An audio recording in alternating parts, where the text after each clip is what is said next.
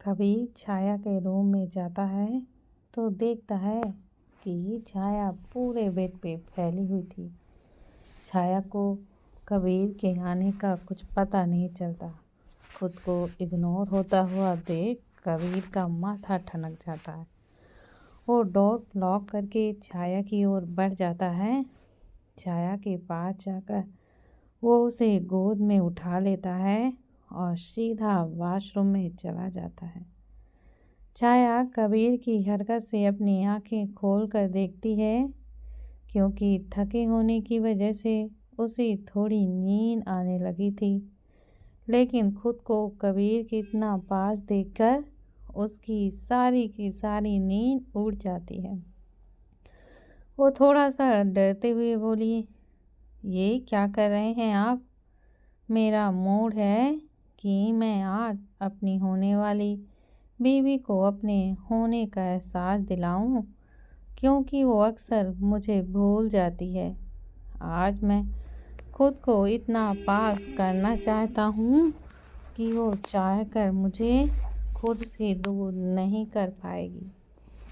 कबीर बोलता है।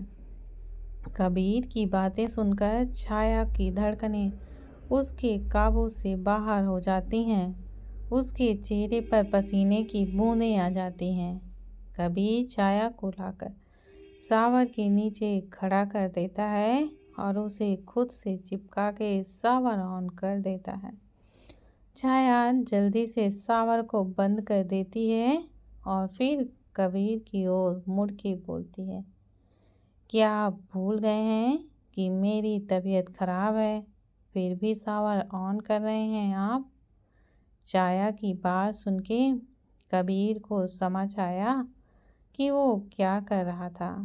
कबीर बोलता है, आई एम सॉरी, लेकिन इसका मतलब ये नहीं कि मैं तुम्हें छोड़ दूंगा। मुझे इग्नोर करने की सज़ा तो तुम्हें मिलेगी ही, और वो भी बराबर मिलेगी। इतना बोल के कबीर छाया को शरारत भरी नज़रों से देखने लगता है, क्योंकि शावर भले ही थोड़ी देर चला था, लेकिन उसके पानी ने छाया को इतना तो भिगो ही दिया था कि उसके कपड़े ट्रांसपेरेंट हो गए थे। और कबीर इस वजह से अपना कंट्रोल खोता जा रहा था। वो छाया की कमर में हाथ डाल के उसे खुद से चिपका लेता है और उसके होंठों पर अपने होंठ रख देता है। छाया ने शर्म के मारे अपनी आंखों को बंद की हुई थी और उसके नाखून कबीर के कंधे पर घुसे जा रहे थे, लेकिन कबीर को तो मानो कोई फर्क ही नहीं पड़ रहा था। उसने एक हाथ से छाया की कमर को पकड़ी हुई थी तो उसका दूसरा हाथ छाया की बॉडी को एक्सप्लोर कर रहा था। छाया कबीर के छूने से सिरह रही थी और उसमें ही सिमटी जा रही थी। एक लॉन्ग डीप पेशेंट किस के बाद कबीर उसके होंठों को छोड़ देता है, लेकिन उसे खुद से दूर नहीं करता। कबीर छाया की गर्दन पर किस करने लगता है और अपना एक हाथ आगे बढ़ाकर उसके कुर्ते की डोरी खींच देता है। कबीर के ऐसे करते ही छाया की पूरी बॉडी में करंट सा दौड़ जाता है और उसकी पकड़ कबीर के कंधों पर एकदम कस जाती है और उसके कंधों पर किस करने लगता है। कबीर के हर एक मूव से छाया मदहोश होती जा रही थी। वहीं कबीर तो अब अपना पूरा का कंट्रोल खो चुका था। कबीर छाया को उठा के रूम में ले जाता है और उसे बेड पर लेटा देता है और खुद अपनी शर्ट को उतार कर छाया के ऊपर आ जाता है। छाया खुद को अपने हाथों से कवर करने की कोशिश करती है। उसकी हरकत को देखकर कबीर मुस्कुरा देता है। कबीर छाया के दोनों हाथों को पकड़ के हटा देता है कि छाया शर्म के मारे ही पलट जाती है। कबीर उसकी पीठ पर किस करने लगता है। कबीर के ऐसे करते ही छाया की पकड़ पिलो पर एकदम कस जाती है। कबीर छाया को पलट देता है। वो छाया के होठों को मुंह में भर के काट देता है कि छाया की दर्द से एक आह निकल जाती है। कबीर नीचे की ओर बढ़ता है और उसके पेट पे लव बर्ड्स देने लगता है। कबीर आगे बढ़ने को होता है कि छाया उसे रोकते हुए बोलती है, कबीर प्लीज आगे नहीं। कबीर को होश आता है कि वो क्या कर रहा है। वो जल्दी से छाया के ऊपर से उठ जाता है और उसे सॉरी बोलते हुए वॉशरूम में घुस जाता है। कबीर शावर के नीचे खड़ा होकर खुद को कंट्रोल करने लगता है।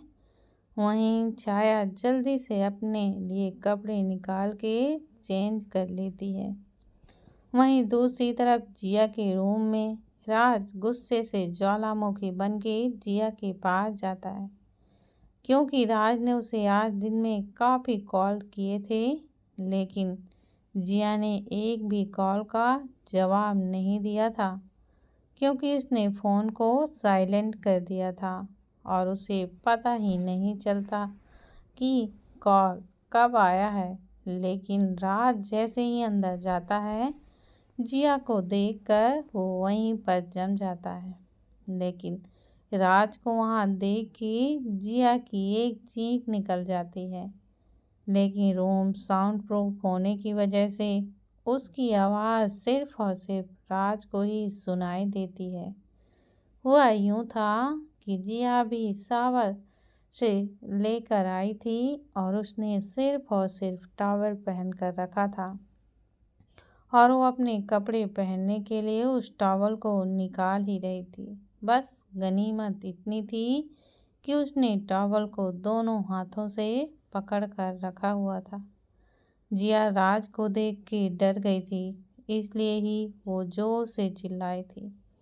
वो खुद को होश में लाते हुए जल्दी से खुद को कवर करती है और वॉशरूम की ओर भागने लगती है, लेकिन उससे पहले ही राज जल्दी से आगे बढ़कर उसकी कमर को पकड़कर उसे अपने पास खींच लेता है, क्योंकि जिया को सिर्फ देखने से ही राज पागल सा हो गया था और वो खुद को कंट्रोल नहीं कर पा रहा था।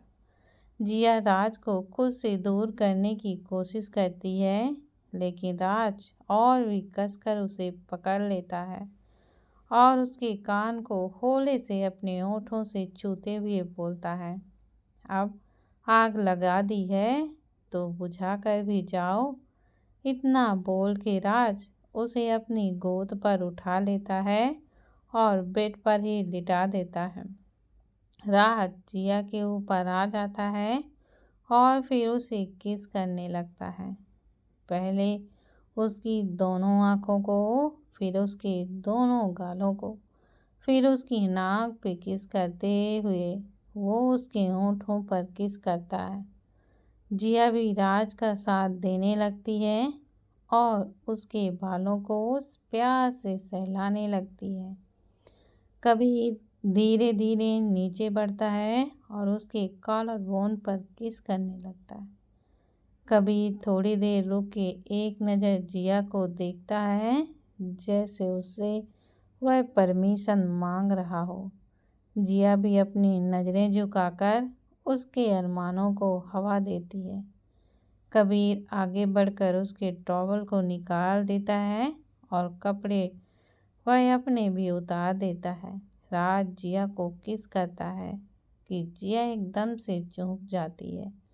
वो अपना हाथ बढ़ा के लाइट्स को ऑफ कर देती है और विराज पागलों की तरह जिया की बॉडी को किस और लव बाइट्स दे रहा था। उसने उसकी पूरी बॉडी पर बाइट्स दे दिए थे। राज नीचे की ओर बढ़ता है कि थोड़ी देर में जिया के होंठ पर अपने होंठ रखकर उसे प्यार करने लग जाता है। जिया की एक दर्द भरी चीख निकल जाती, लेकिन वो उसके मुंह में ही दब के रह जाती है।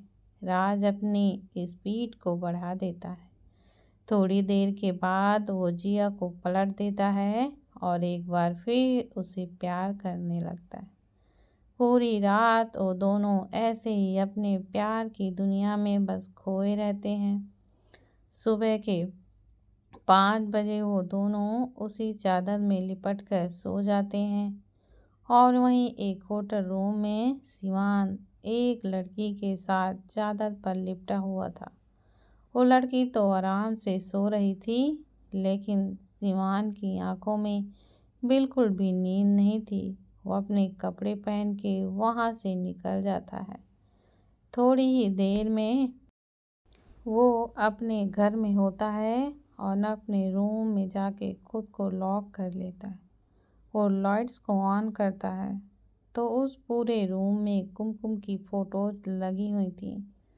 सिवान उन फोटोज को किस करने लगता है और कुमकुम से बात करते हुए बोलता है, कुमकुम माय लव, बस कुछ देर और उसके बाद आज रात तुम मेरे पास होगी और वो सिंघानिया कुछ भी नहीं कर पाएगा।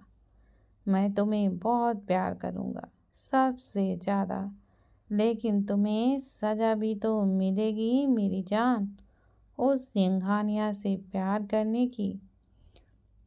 इतना बोल करके सिवान एक डेविल स्माइल करता है और बेड पर लेट के कुमकुम को वहाँ पर अपने पास इमेजिन करने लगता है। नेक्स्ट डे एक कार में कुमकुम बेहोश पड़ी हुई थी और उस कार की ड्राइविंग सीट पर बैठा सिवान लास्ट की तरह देखकर मुस्कुरा रहा था।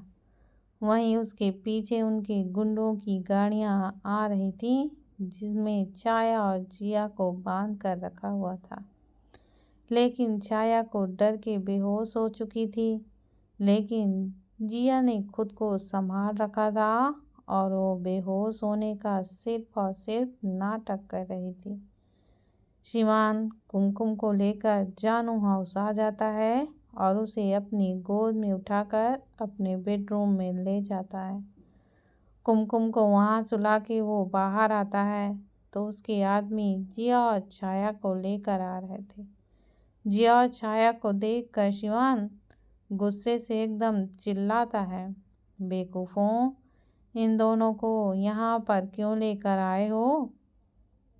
उसके आदमी थोड़ा सा डरते हुए बोलते हैं, सर, ये मैडम के साथ ही थी और इनको बचाने के लिए ही आ रही थी, तो इनको भी मजबूरी में पकड़ कर लाना पड़ा। उनकी बात सुनकर सिवान एक नज़र जिया और छाया को देखता है, फिर एक डेविल स्माइल करके बोलता है, कोई बात नहीं, डैड और छोटे का भी मन लगा रहेगा। सिवान के आदमी छाया को आर्यन के रूप में ले जाते हैं और जिया को विशाल के रूम में लेकर जाकर उन्हें बंद कर देते हैं। विशाल और आर्यन दोनों ही पिछली रात से घर नहीं आए हुए थे। दोनों ही किसी काम पर बहुत ही ज़्यादा बिजी थे। काम तो आप लोग अच्छे से समझ ही होंगे कि कौन सा काम होगा। सिवान उन्हें कॉल करके घर आने का बोल देता है। सिवान हॉल में रखे सोफे पर बैठ के विशाल और आर्यन के आने का इंतज़ार करने लगता है और सोचने लगता है जो कि सुबह हुआ था। फ्लैशबैक। जिया की नींद खुलती है तो उसकी पूरी बॉडी पर पेन हो रहा था। वो मुश्किल से खुद को संभाल के बेड पर बैठ जाती है और बेड से उतरने की कोशिश करती है कि तभी वॉशरूम का डोर ओपन होता है और राज बाहर आता है। राज को देख के जिया को कल रात की सारी बातें याद आने लगती हैं और वो शर्म से लाल हो जाती है। राज उसको शर्माते देखकर मुस्कुरा देता है और उसे उठा के वॉशरूम में ले जाता है और बाथटब में बैठा देता है। राज धीरे धीरे उसमें झुकते हुए बोलता है, अगर तुम कहो तो मैं हेल्प कर दूँ तुम्हारी। राज की बात सुन के जिया अपनी आंखें छोटी करके उसकी ओर देख कर बोलती है, कोई ज़रूरत नहीं है। कल रात को तुमने जो हेल्प की ना, मेरी उसके बाद तो तुम्हारी हेल्प से मेरा भरोसा ही उठ गया है। पता भी है तुमने मेरा क्या हाल कर दिया है। मुझे कितना ज़्यादा पेन हो रहा है, मुझसे उठा भी नहीं जा रहा है। जिया की बात सुन के राज थोड़ा मुस्कुराता है और बोलता है, सॉरी जान, अगली बार थोड़ा स्लो करूँगा, फिर तुम्हें इतना पेन नहीं होगा। करोगे तब जब मैं तुम्हें करने दूंगी। अब चुपचाप निकलो यहाँ से, नहीं तो मैं तुम्हारा सिर फोड़ दूंगी। जिया झूठा सा गुस्सा दिखाते हुए बोलती है, मैं भी देखता हूँ तुम खुद को मेरे पास आने से कैसे रोक पाती हो। राज जवाब देता है और फिर वॉशरूम से निकल देता है। थोड़ी देर के बाद सब लोग रेडी होकर नाश्ते की टेबल पर मिलते हैं। राज दादी को देखते हुए बोलती है, दादी मैं जिया से जल्दी शादी करना चाहता हूँ। आज जल्दी ही शादी का मुहूर्त निकलवा दीजिए। राज की बातों को सुन के दादी बोलती हैं, तुम दोनों का तो ठीक है, लेकिन छाया का क्या? वो तो अभी बच्ची है। ये कोई बच्ची नहीं है, मेरे होने वाले बच्चों की हो चुकी माँ है। कबीर बोलता है, जल्दी ही हम दोनों की शादी का भी मुहूर्त निकलवा लीजिए, नहीं तो मैं इसे भगा कर ले जाऊंगा। फिर मुझे मत बोलना कुछ। कबीर आगे बोलता है। उसके बाद वो अपनी चेयर से उठता है और छाया का हाथ पकड़कर उसे बाहर की ओर ले जाता है। वहीं बाकी सब उसको मुंह फाड़े हुए देख रहे थे कि आखिर ये है क्या, बार बार धमकी क्यों देता है। सब लोग बस यही सोच रहे थे कि किसी दिन अगर छाया ने कबीर को किस करने से मना कर दिया तो वो उसके होठों को काट कर ही ले जाएगा। कबीर छाया के बाद तो बाकी दोनों जोड़े भी निकल जाते हैं। मल्होत्रा और सिंघानी आज मिलकर एक प्रोजेक्ट पर काम कर रहे थे, इसलिए कबीर और छाया भी उसी ऑफिस में होते हैं। अक्षत, राज और कबीर अपने प्रोजेक्ट के लिए मीटिंग कर रहे थे। वहीं तीनों लड़कियां अपने काम में लगी हुई थीं। दोपहर के टाइम पे कुमकुम के पास दादी का कॉल आता है, जो उसको घर अपने पास बुला रही थी, क्योंकि उन्होंने पंडित जी को बुलाया था शादी का डेट फिक्स करने के लिए। कुमकुम दादी को आने का बोल के अक्षत के पास जाती है उससे परमिशन लेने के लिए। अक्षत उस वक्त मीटिंग में था तो ज़्यादा ध्यान नहीं देता और कुमकुम को जाने की परमिशन दे देता है और खुद थोड़ी देर पर आने का बोल देता है। कुमकुम जिया और छाया के साथ कुछ बॉडीगार्ड्स के साथ वहाँ से निकल जाती है। वो लोग कुछ ही दूर आए थे कि उनके बॉडीगार्ड्स की कार को पंचर कर दिया जाता है। बॉडीगार्ड्स वेल ट्रेन्ड थे तो वो जानते थे कि किसी का अटैक है। उनमें से एक बॉडीगार्ड अपना फ़ोन निकालकर जियान को कॉल करने लगता है कि वो गाड़ी ब्लास्ट हो जाती है। सारे बॉडीगार्ड्स की गाड़ियाँ एक एक करके ब्लास्ट होती ही जा रही थी। तीनों लड़कियों की ये देख के हालत एकदम से खराब होने लगती है। कुमकुम अपना फ़ोन निकाल के अक्षत को कॉल करने लगती है कि अचानक बहुत सारे लोग आकर उनकी कार को कवर कर लेते हैं।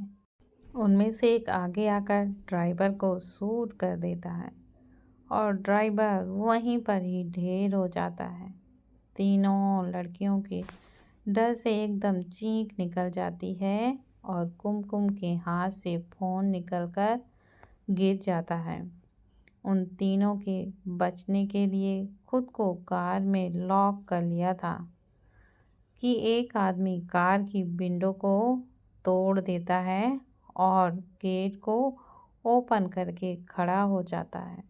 तभी उन सब के पीछे से शिवान आता है और कुमकुम को बाहर आने को बोलता है। शिवान को वहाँ देख के कुमकुम शॉक्ड हो जाती है, क्योंकि उसे अभी तक शिवान की पूरी असलियत नहीं पता चली थी। शिवान आगे आकर कुमकुम के फेस पे क्लोरोफॉर्म वाला रुमाल रख देता है और कुमकुम वहीं पर ही बेहोश हो जाती है। शिवान कुमकुम को लेकर जाने लगता है कि जिया और छाया उसे बचाने की कोशिश करती हैं, तो उनके गुंडे उन्हें रोक देते हैं और वो लोग जिया और छाया को लेकर चले जाते हैं। फ्लैशबैक एंड शिवान अपने ही ख्यालों पर खोया हुआ होता है कि उसे आर्यन और विशाल आते हुए दिखाई देते हैं। ऐसा भी कौन सा काम आ गया था भाई कि आपने हमें ऐसे ही बुला लिया? आर्यन पूछता है। पहले रूम में जाके देखो, सब पता चल जाएगा, शिवान उन्हें जवाब देता है। आर्यन और विशाल अपने रूम से बाहर आते हैं और विशाल शिवान का कंधा सहलाते हुए बोलता है, आज लगा है कि तू मेरा ही बेटा है। वैसे भाई, आप इन नाजुक कलियों को लेकर कहाँ से आए हो? हैं तो बहुत ही वाट, आज तक पता नहीं कितनी आई और गईं, लेकिन इन जैसी एक न देखी। आर्यन बोलता है। चलो तो इसी बात पे थोड़ा एंजॉय करते हैं, विशाल शर्मा से बोला। उसके बाद दोनों बार काउंटर की ओर बढ़ जाते हैं। वहीं अक्षत के पास दादी का कॉल आता है और वो कुमकुम और बाकी सब के बारे में पूछती है। उनके अब तक घर ना पहुंचने से अक्षत का दिमाग खराब हो जाता है। वो दादी को थोड़ी देर में कॉल करने का बोलकर उनका कॉल कट कर देता है और फिर जियान को अंदर बुलाता है और उससे तीनों के बारे में पूछता है। जियान बॉडीगार्ड्स को कॉल करता है और उस ड्राइवर को भी, लेकिन उसे कोई भी रिस्पॉन्स नहीं मिलता है। जियान के ना बोलते ही अक्षत की आंखें सर्द हो जाती हैं और उनका चेहरा डार्क। उसके साथ ही कबीर और राज का भी यही हाल था। तीनों को तीनों यमराज की तरह लग रहे थे। अक्षत अपना लैपटॉप खोल के कुमकुम की लोकेशन को ट्रेस करता है और उसका गुस्सा हद पार कर जाता है। गुस्से से उसकी बॉडी की पूरी नसें दिखाई देने लगती हैं। तीनों बॉयज ऑफिस से बाहर निकल जाते हैं और अपनी अपनी कार को सड़कों पर उड़ाने लगते हैं। वहीं शिवान, आर्यन और विशाल थोड़ी देर तक ड्रिंक करने के बाद अपने अपने रूम की ओर वहां से जाने लगते हैं। विशाल अपने रूम में जाता है तो देखता है जिया उसके बेड पे नहीं थी। उनको वहां ना देख के उसका तो दिमाग एकदम से खराब होने लगता है। वो अपने आप को संभालते हुए उसको ढूंढने के लिए बाहर जाने लगता है कि जिया, जो पहले से ही होश में थी, वो एक डंडा उसके सर पर मार देती है और वो नशे में होने की वजह से वहीं ही बेहोश हो जाता है। उसके बाद भी जिया उसके सिर पर गुस्से में एक दो डंडे उसके प्राइवेट पार्ट पर भी मार देती है। जब वो तीनों ड्रिंक कर रहे थे तब तक जिया उस रूम से निकल के छाया को ढूंढ भी चुकी थी और वो होश में भी आ गई थी, लेकिन कुमकुम तक वो नहीं पहुंच पाती है। आर्यन छाया के पास जाता है। वो छाया को छूने को होता ही है कि छाया अपनी आंखों को खोल देती है और आर्यन को धक्का दे देती है। आर्यन नशे में होने से खुद को संभाल नहीं पाता है और गिर जाता है। छाया बाहर भाग जाती है और आर्यन उसके पीछे पीछे भागता है उसको पकड़ने के लिए। छाया हॉल में आ जाती है और तब तक जिया भी वहाँ पर आ जाती है। आर्यन छाया के पास जाने लगता है कि छाया जाकर जिया के पीछे छुप जाती है। जिया आर्यन को धक्का देती है, लेकिन आर्यन उसको पकड़ के एक थप्पड़ मार देता है और जिया वहीं पर गिर जाती है। छाया डर से पीछे जाने लगती है कि आर्यन उसको पकड़कर उसके फेस को टच करने लगता है। छाया को उससे बहुत ही ज़्यादा घिन आ रही थी और वो बस रो ही जा रही थी, लेकिन आर्यन को कोई फर्क नहीं पड़ रहा था। छाया गुस्से से उसे धक्का दे देती है और खींच के एक थप्पड़ मार के जिया के पास जाने लगती है। आर्यन उसको पकड़ने के लिए हाथ आगे करता है कि उसके हाथ में छाया की कुर्ती की बाजू आ जाती है और वो बाजू फट जाती है। ऐसा होते हुए वो पूरी तरह से कांप जाती है। आर्यन अपने लोगों को अंदर बुलाता है और उन्हें जिया को पकड़ने का बोलता है। छाया डर से चिल्लाती है, लेकिन कोई उनकी नहीं सुनता। आर्यन छाया के पास जाने लगता है कि छाया का पैर कारपेट पर उलझ जाता है और वो वहीं पर गिर जाती है। छाया डर से पीछे होने लगती है और आर्यन पागलों की तरह हंसते हुए उसके ऊपर झुकने लगता है। उसने छाया के हाथ को फेस में पकड़ लिया था, जिससे छाया को काफ़ी चोट आई थी। उसके हाथ से खून बहने लगा था। वहीं जिया की भी उन गुंडों ने काफ़ी मारा था, जिससे वो बेहोश हो जाती है। वहीं शिवान के रूम में शिवान अंदर जाता है और बेड पर सोई हुई उस परी को देखने लगता है। धीरे धीरे शिवान का सारा नशा उतर जाता है। कुमकुम को देखकर शिवान आगे बढ़ता है और कुमकुम का दुपट्टा उतार के फेंक देता है और लास्ट भरी नज़रों से उसकी पूरी बॉडी को स्कैन करने लगता है। शिवान उसके चेहरे पे बुरी तरह से अपना हाथ फिराने लगता है कि बेहोशी में भी कुमकुम की आईब्रोज आपस में जुड़ जाती हैं, जैसे पता नहीं कितनी गंदी चीज़ हो। शिवान धीरे धीरे से उसके चेहरे पर झुकने लगता है। आखिर क्या होगा तीनों लड़कियों के साथ? हो जाएंगी वो उनकी शिकार या बचा लेंगी खुद को? जब वो तीनों डेविल किंग अपनी क्यून की ये हालत देखेंगे तब क्या होगा? आज के लिए इतना ही, बाकी का कल। तब तक के लिए बाय बाय। दोस्तों, यह कहानी आपको कैसी लगती है? कमेंट बॉक्स पर अपनी राय ज़रूर दीजिए और लाइक सब्सक्राइब करना मत भूलें।